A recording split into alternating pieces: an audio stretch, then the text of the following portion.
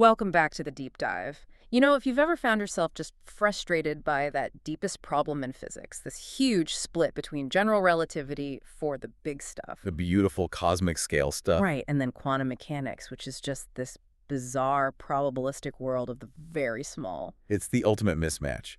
Gravity is all smooth, curved space-time, while particles are, well, they're fuzzy, discrete, and they just don't play by the same rules. They refuse to unify. And that failure is why, decades later, we still don't have a real theory of everything. Exactly.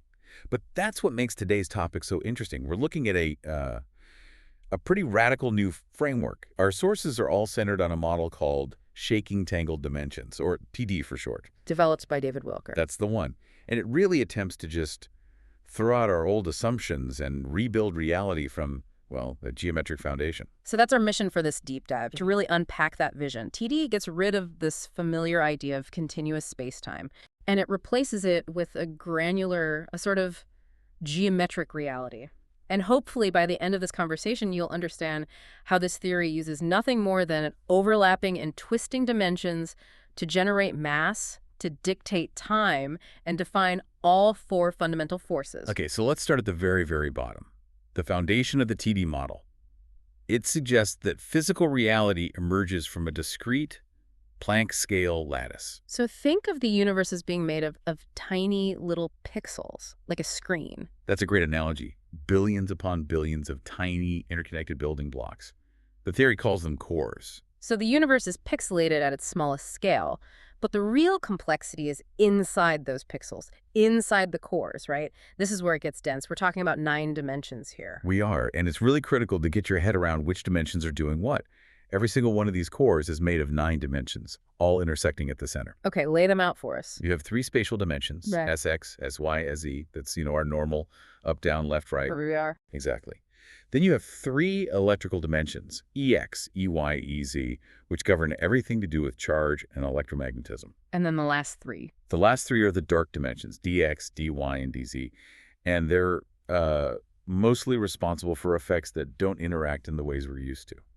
So every single physical effect, a rock falling, a light turning on, is just a result of the geometric relationship, the angles and intersections between these 9 dimensions inside one of those tiny cores. That is exactly right. And that immediately forces us to, completely rethink gravity. In general relativity, gravity is the curvature of spacetime. But if TD doesn't have smooth spacetime, Then where does gravity come from? This is the first, huge conceptual leap the theory makes. If it isn't curvature, what is it? gravity in this geometric world comes from the overlap volume and the angular inclinations of those 3 spatial dimensions, Sx, Sy, and Se all, relative to the core's central point. Okay, let me try to put that in plain English. Imagine 3, transparent rulers stacked on top of each other. Those are our spatial dimensions. Good analogy. If they're all perfectly flat and aligned, the volume where they all intersect is really small. But if a mass shows up, it sort of bends or tilts those dimensions. Right, it warps them locally. And that increases the area where they heavily overlap. So you're saying that increased overlap is the gravitational field. That's it. And that brings us to time, which is probably the most radical part of this whole model. Time is not a dimension in the way we usually think of it. It's a local property. The theory calls it the local tick rate. The speed at which that little core system processes information. Yes, the speed it updates its own dimensional configuration. But wait, how does the volume of the spatial overlap connect to the local speed of time? That's the link I'm missing. The model proposes that the local tick rate, so the speed of time, is inversely proportional to that spatial overlap volume. Ah, okay. Think of it like a computer processor. If you give it a huge, complex chunk of data to process, that's your high overlap volume, it just takes longer to run the update cycle. I see it now. So if you're in a strong gravitational field, like near a planet, the spatial dimensions are severely tilted. That creates a big, dense overlap volume. A lot of geometric information to process. And updating that complex state is just inefficient. So the local tick rate, what we feel as time, slows down. That inefficiency is gravitational time dilation. Precisely. It gives you a purely geometric reason for time dilation and gravitational redshift. No warp space-time needed. Gravity is just a gradient in the structural efficiency of the lattice updates. That is a staggering claim. It makes time a local efficiency metric. It does. So if we're talking extreme gravity, we have to talk about black holes. General relativity gives us a singularity, an infinitely dense point where all the math just breaks. Yes, singularities are usually a sign your theory has hit a wall. So how does a granular discrete theory handle that ultimate collapse? Well, TD gets rid of them. A black hole in this model isn't infinitely dense. It's simply the maximum possible density a single core can have, which is the Planck density. So one Planck mass per one core unit. That's the limit. That's the hard limit. The picture here is a core volume where the spatial dimensions have completely collapsed into a state of total overlap. But the key is, even in that state, they're still connected to the surrounding lattice. Huh. So information can still get out, no true singularity. Right. It avoids that infinite breakdown. Okay, so that brings the very big and the very small together. Let's zoom in now from black holes to particle physics. If reality is this lattice, what does matter? We learned that particles are points, but a point doesn't really make sense in a pixelated universe. Right. And you're right, they aren't points. In TD, fundamental particles are stable, localized, quantized distortions in the electrical dimensions. The theory calls them kinks. Kinks. Okay, so a kink is basically a permanent stable bend or misalignment in one of those electrical dimensions. That's a good way to put it. And each fundamental kink carries a charge of 1/3 of an electron's charge. So how do you get an electron from that? An electron is simply a core, where all three of the electrical dimensions have one negative kink each. And the combined geometric strain of those three kinks forces a very specific, localized change in the bend angle of the spatial dimensions. Okay, wait. Let me connect the dots. We just said that mass is defined by the amount of spatial overlap. Right. And you're saying these electrical kinks change the angle of those spatial dimensions. Which in turn changes the overlap volume. So mass becomes an emergent geometric property. The electron's mass isn't from some external field. It's the direct geometric consequence of its own electrical charge twisting the local space. It links charge and mass together through geometry. That's incredibly neat. It is. And from there, we can build up to quarks, right? Which famously have those weird fractional charges, plus 2/3 minus 1/3. And the kink model handles that perfectly. Quarks are just different combinations of kinks. A down quark, for instance, is just one negative kink.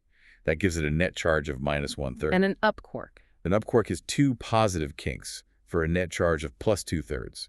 So a proton is 2 ups and 1 down. A neutron, 1 up and 2 down. Exactly. And when you combine the kinks like that to make a proton or a neutron, the particle becomes what we call color neutral. In TD terms, what does that mean? It means the three electrical dimensions have reached a state of dimensionally balanced electrical kinks. They sort of cancel each other out geometrically. They find a stable, symmetric configuration. Okay, but if they cancel out, what's holding them together? You need the strong force to bind quarks. That dimensional equilibrium is the strong force. It's just the incredibly intense, inherent geometric drive of those electrical dimensions to stay in that balanced, symmetric state. The geometry itself provides the glue. Wow, okay. That's really elegant. It boils down this huge complexity from the standard model to one simple principle. But what about another mystery? The particle families. You mean why the electron has the muon and the tau? Yeah, it's heavier cousins. Why are there exactly 3 families? The standard model just says because. It doesn't really explain why. TD gives a structural answer, and it's basically rooted in errors in the lattice. The heavier families are the result of what the theory calls cross-connections. A miswiring. Exactly. Like a miswiring on a circuit board, but at the Planck scale. It's where an electrical dimension from one core accidentally connects to the wrong end of a neighboring core. Okay, so that explains why they're unstable. Why are they heavier? Well, the second family, like the muon, is defined by having one single dimensional cross-connection. The third family, the heaviest ones like the tau, have all 3 electrical dimensions cross-connected. And that misconnection. It creates a fundamental twist in the core structure. And that twisting action drastically increases the spatial dimensions overlap volume. We're right back to our core mechanism. More overlap equals more emergent mass. So the muon is heavier than the electron because of a literal physical twist in its geometry. That's the idea. It turns the mass hierarchy into a kind of failure mode of the lattice connectivity. Fascinating. Let's switch to light, the photon.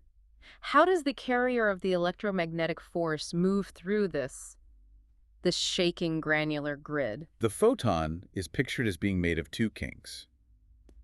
A negative kink and its positive counterpart, and they're locked in this perpetual chase moving at the speed of light. So it's a dynamic, localized geometric structure. It's a particle, but I guess its wave properties come from its size. Pretty much. Its energy is defined purely by the physical distance, the number of cores that separates those two kinks.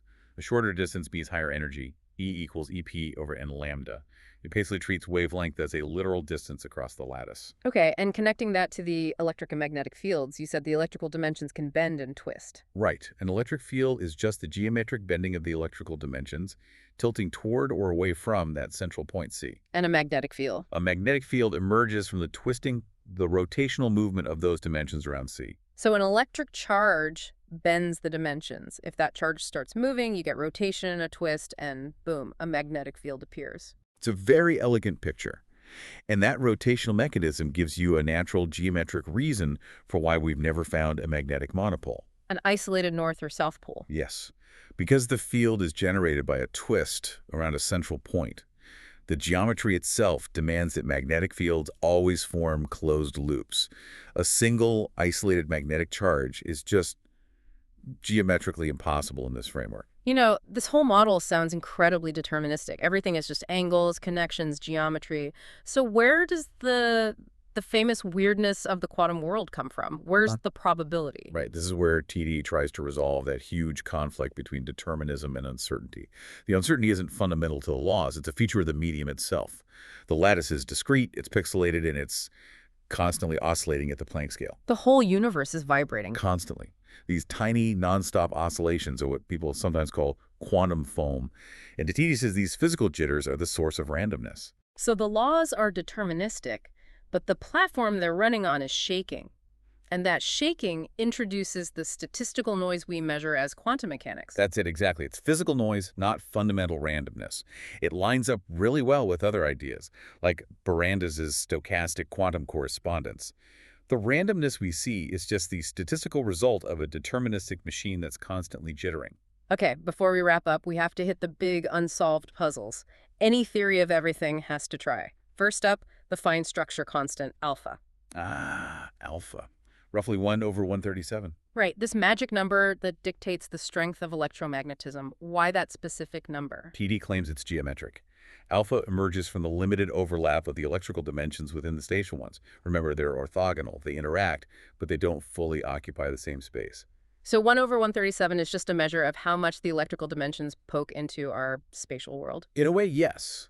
The weakness of the electromagnetic force is just a direct result of its limited geometric presence. Okay. What about dark matter? It has gravity, but it doesn't interact with light. You mentioned 3 dark dimensions. Right, the D dimensions. And TD gives 2 main possibilities.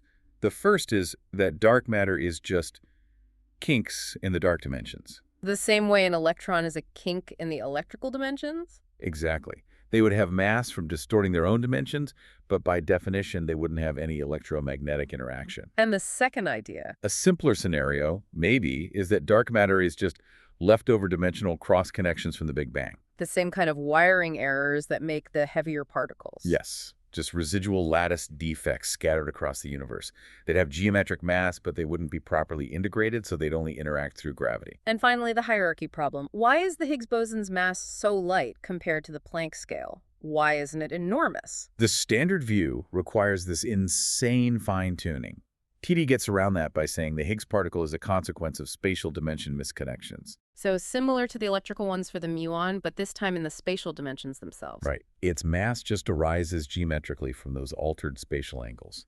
There's no fine-tuning needed because the mass scale is just set by the physical structural properties of the lattice. So this TD model really asks you, the listener, to let go of these abstract ideas like space-time curvature and fundamental randomness and replace them with something concrete, a deterministic, shaking, geometric foundation for everything. And the main achievement is really bringing all 4 fundamental forces together as just natural outcomes of these dimensional dynamics. Overlaps are gravity, kinks are particles, bends and twists are the fields. It's all one system. And it forces us to ask that big question again. If the underlying laws are deterministic, what does that say about the quantum world we see?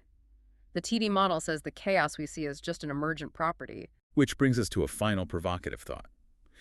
TD suggests that if you look at the Heisenberg uncertainty principle through the lens of Planck units, the relationship becomes much simpler, much more direct. If the quantum world is just statistical noise from these deterministic Planck scale oscillations from this quantum foam, Then maybe all the quantum mysticism of superposition and spooky action at a distance just goes away. it could? What if the universe isn't fundamentally weird at all? What if it's just a perfectly predictable machine, but it's vibrating so incredibly fast that we can only ever perceive its blurry, average, probabilistic state? Think about that. What does it mean for something like free will if the randomness we rely on is just measurement error of a deterministic system?